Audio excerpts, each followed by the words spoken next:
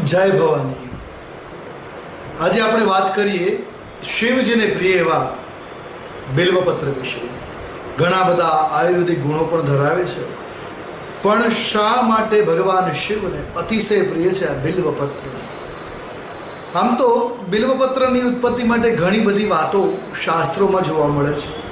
કહેવાય છે મા પાર્વતીના પ્રસ્વેદ બિંદુમાંથી આ બિલ્વનું વૃક્ષ ઉત્પન્ન થયું. તો કોઈ એક કથા અનુસાર ભગવતી લક્ષ્મીના વક્ષસ્થળમાંથી બિલ્વપત્રની ઉત્પત્તિ થઈ છે. આપ બધા જાણો છો કે બિલ્વપત્ર શિવજીને ભગવાન ભોળાનાથ અતિશય પ્રિય છે. માત્ર બિલ્વપત્ર ચડાવવા માત્રથી આપની પૂજા સંપન્ન થઈ જતી હોય છે અને પૂજાનો જે શ્રેય છે, જે પુણ્યફળ છે એ મળતું હોય છે. પણ શા માટે બિલ્વપત્ર શિવજીને આટલું પ્રિય છે?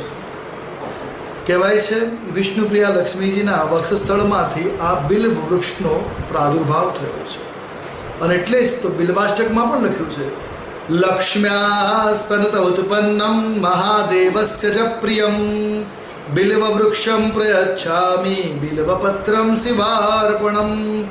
અર્થાત બિલ્વ વૃક્ષ મહાલક્ષ્મીજીના વક્ષસ્થળમાંથી ઉત્પન્ન થયું છે અને મહાદેવજીને પ્રિય છે એવું એક બિલ્વપત્ર શિવજીને અર્પણ કર્યું છે.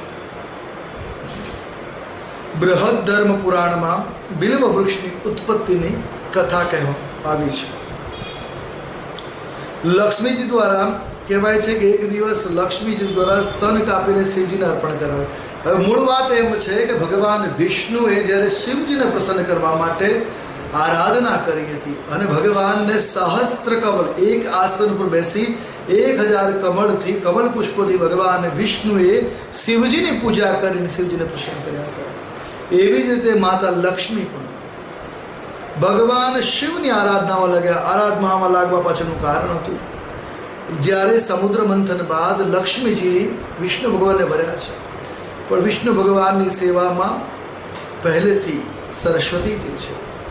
એટલે એમને જોઈ લક્ષ્મીજીના મનમાં એમ થયું કે મારા પ્રત્યે પ્રભુનો ભાવ ઓછો થયો છે. એટલે પોતાના પ્રભુ પોતાને પસંદ કરે, પોતાને સ્વીકાર કરે, પતિ તરીકે મળી રહે એ ભાવ સાથે એમને 1000 કમલ પુષ્પ એક આસને બેસી શિવને અર્પણ કરવાનો વિચાર કરી આ પૂજા પ્રારંભ કરી છે.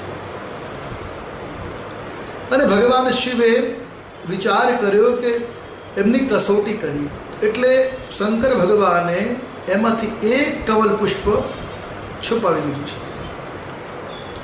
જ્યારે કમળ પુષ્પ ન મળતા હવે આસન ઉપરથી ઉભા